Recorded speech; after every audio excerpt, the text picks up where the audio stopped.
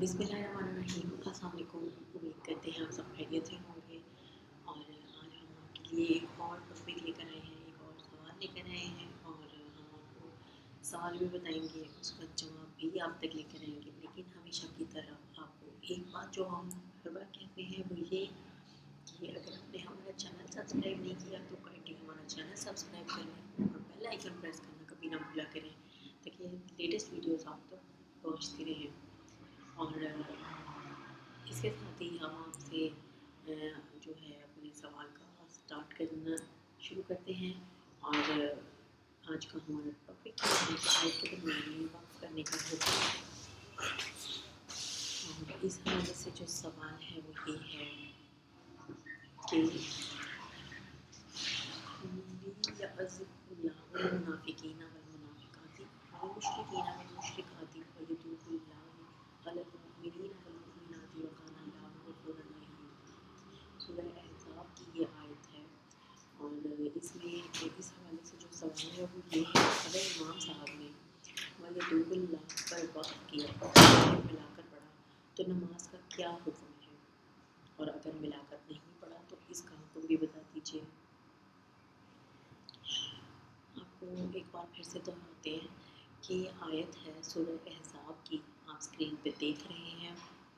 और इस हवाले से सवाल है कि अगर इमाम साहब ने वयतूबिल्लाह पर वक्फ किया और फिर मिलाकर पढ़ा तो नमाज का क्या हुक्म है, और अगर मिलाकर नहीं पढ़ा तो उसका हुक्म भी बता दीजिए।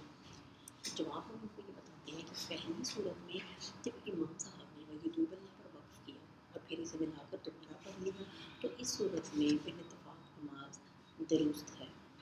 और दूसरा हम इनको ये बताते हैं कि इस पूरा सूरत में जब इमाम साहब ने वयतूबिल्लाह पर वक्फ किया और फिर इसे मिलाकर दोबारा नहीं पढ़ा बल्कि आगे से पढ़ना शुरू कर दिया तो इस सूरत में बच्चा अक्सर उम्मा के नज़दीक नमाज फासिद ना हो, लेकिन बाद उम्मा के नज़दीक की सूरत में नमाज फासिद हो जाएगी। लिहाजा चाहती हूँ कि या तो वयतूबिल्लाह पर वक्फ ना किया जाए या इसे मिलाकर दोबारा पढ़ा जाए। हम देखते हैं कि खैरुल फतावा में एक सवाल कि एक इमाम साहब नमाज पढ़ा रहे थे सूरह बरूज की आयत इन्नल लज़ीना फतना वल मुमिनीन पढ़ते हुए सब लोग यतूब पर इनका सांस टूट गया।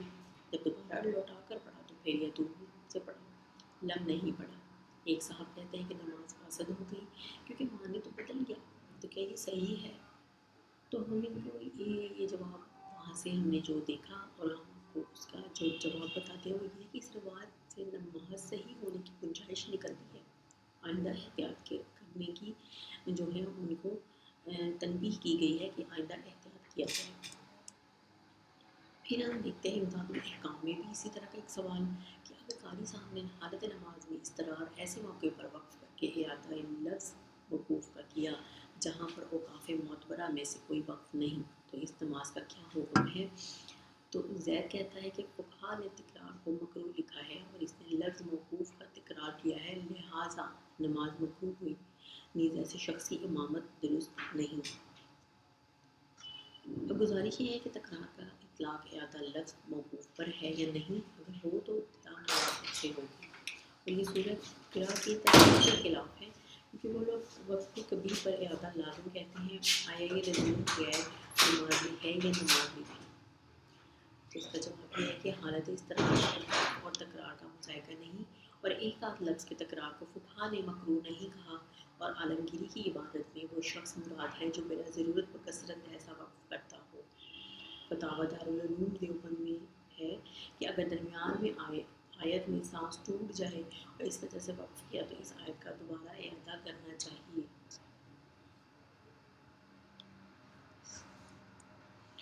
तो हम उम्मीद करते हैं कि सवाल और उसका जवाब थोड़ा सा हटके था इस तरह से कि जो है बहुत सारे इमाम हो या फिर बहुत सारे नमाज़ पढ़ने वाले लोग हों, वो इन चीज़ों को फोकस नहीं करते, इन चीज़ों पर ध्यान नहीं देते। लेकिन जिन्होंने ध्यान दिया उन्होंने हमसे सवाल भी किया, उन्होंने उसका हुक्म भी हमसे पूछना चाहा कि इस बारे में क्या हुक्म है, तो हमने उनको उसका जवाब बताया। تو ہم امید کرتے ہیں آپ کو سوال اور اس کا جواب کلیئر ہو گیا ہوگا، اور آپ سے یہی ریکویسٹ کریں گے کہ اس ویڈیو کو زیادہ سے زیادہ لوگوں تک شیئر کریں تاکہ وہ بھی ان معلومات سے فائدہ اٹھا سکیں۔ اس کے ساتھ ہی اجازت دیجیے، اللہ حافظ۔